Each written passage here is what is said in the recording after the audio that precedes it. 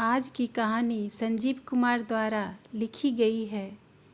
कहानी का शीर्षक है पापा ने कहा था। खाना खाया।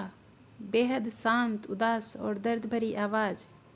7 कॉल इग्नोर करने के बाद अपूर्व ने रूखे स्वर में कहा, नहीं। और तुमने?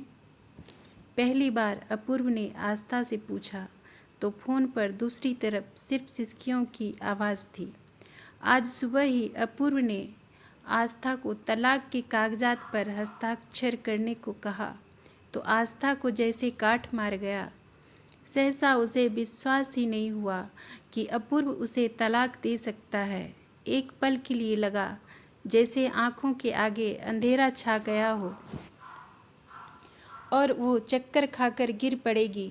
फिर खुद को संभालते हुए स्तब्ध डबडबाई आँखों से बोली, ठीक है। दरअसल अपूर्व ने माँ बाप के दबाव में 2 साल पहले आस्था से शादी तो कर ली, लेकिन कभी भी उसे पत्नी के जैसा हक, सम्मान और दर्जा नहीं दिया। वही आस्था जैसी सुंदर, शिक्षित और संस्कारी लड़की पाकर अपूर्व के परिवार में सभी बहुत खुश थे। आस्था ने अपने सारे सपनों, सारे अरमानों और सारी खुशियों को यहाँ तक कि अपनी पहचान तक को अपूर्व के परिवार के लिए न्यौछावर कर दिया था। उसके लिए अब अपूर्व और उसके परिवार की खुशियों और गम ही उसकी अपनी खुशियाँ और गम थी। अपूर्व को याद आ रहा था कि कैसे जब सासू माँ को लकवा हुआ तो आस्था ने उनकी पैखाना, पेशाब, उल्टियाँ कुछ की परवाह न करके जी-जान से सेवा की थी। उनके मरने पर जब पापा ने बाकी जीवन गांव में बिताने का निर्णय लिया तो कैसे बच्चों की तरह फूट फूट घंटों रोती रही थी। पर उसने इतने त्याग, तपस्या का अपूर्व पर कोई असर न हुआ था। अपूर्व जब देर रात पार्टियों से भी लौटता तो आस्था उसे भूखे प्यासे दरवाजे पर इंतजार करते मिलती। ऑफिस में तृप्ति के लिए अपूर्व ने तलाक का ये निर्णय लिया था, पर तृप्ति का स्वभाव आस्था से अलग था। ऑफिस पार्टी में खाना शुरू होते ही अपूर्व व्यस्त होता तो भी अकेले भी खाना खा लेती थी। एक बार अपूर्व को जब ऑफिस में अचानक उल्टी हो गई थी तो छी कर भागी थी। रात में अपूर्व जब घर लौटा तो आस्था अपने पापा से बात कर रही थी। पापा, आपने कहा था ना, पति परमेश्वर का रूप होता है और पति जो भी मांगे हंसकर दे दिया करना। आज उसने मुझसे तलाक मांगा, मैंने वो भी हंसकर दे दिया। खाना मिलेगा? बेहद शांत, उदास और दर्द भरी जानी पहचानी आवाज़ आई। आस्था अपने पापा के घर कुछ बच्चों को ट्यूशन पढ़ा रही थी। उसने पलटकर देखा, सामने अपूर्व खड़ा था। 6 महीने में अपूर्व की क्या से क्या हालत हो गई थी। बड़ी दाढ़ी, बेतरतीब बाल और मुरझाया चेहरा।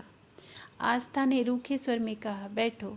फिर जैसे ही उसने अपूर्व को खाना परोसा, वो किसी बच्चे की तरह बड़े प्यार और इत्मीनान से जल्दी जल्दी खाने लगा।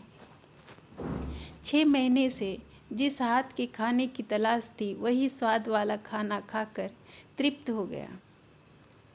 अपूर्व ने बताया कैसे तलाक के कागजात तैयार होने और आस्था के जाने के बाद वह तृप्ति के साथ लिव इन रिलेशन में रहने लगा था, क्योंकि तलाक मिलने तक बाकायदा कानूनन शादी नहीं कर सकता था।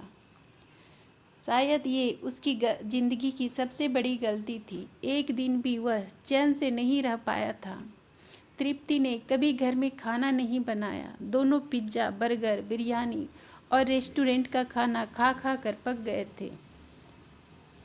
शुरू के 1 महीने तो कुछ ठीक भी रहा, पर उसके बाद रोज रोज लड़ाई, चीखना, चिल्लाना। तृप्ति ऑफिस के अलावा कोई काम न करती। कभी शानदार तरीके से सजा धजा और साफ सुथरा रहने वाला घर अब गंदा और बिखरा रहता। घर में हर चीज़ अस्त व्यस्त रहती। जो घर को आस्था ने साफ सुंदर मंदिर से बनाकर रखा था, वही घर अब तृप्ति के आने पर गंदे कबाड़खाने सा तब्दील हो गया। अपनी गलती का एहसास होने पर आज जब वह झुककर माफ़ी मांग रहा था तो उसके आंसू आस्था के पैरों पे गिर रहे थे। वह बोला, वापिस घर चलो। आस्था ने कहा, कौन सा घर? पता है, अब मैं यहाँ बच्चियों को पास की स्कूल में पढ़ाती हूँ और पढ़ाने के साथ साथ उन्हें जीवन में आत्मनिर्भर बनाना भी सिखाती हूँ। और अपूर्व, जरा ये बताओ कि तुम्हारी तरह मैं भी किसी और के साथ कुछ महीने लिव इन रिलेशन में रहकर वापस आना चाहती तो क्या तुम मुझे स्वीकार करते? नहीं ना? अपूर्व ने झटके से बड़े आश्चर्य से आस्था की तरफ देखा। आस्था अब आत्मनिर्भर लड़की थी। पापा ने यह भी कहा कि अगर तुम्हें कोई हद से ज़्यादा इग्नोर करने लगे तो तुम्हें उसके बिना जीने की आदत डाल लेनी चाहिए। और मैंने तुम्हारे बिना जीने की आदत डाल ली है।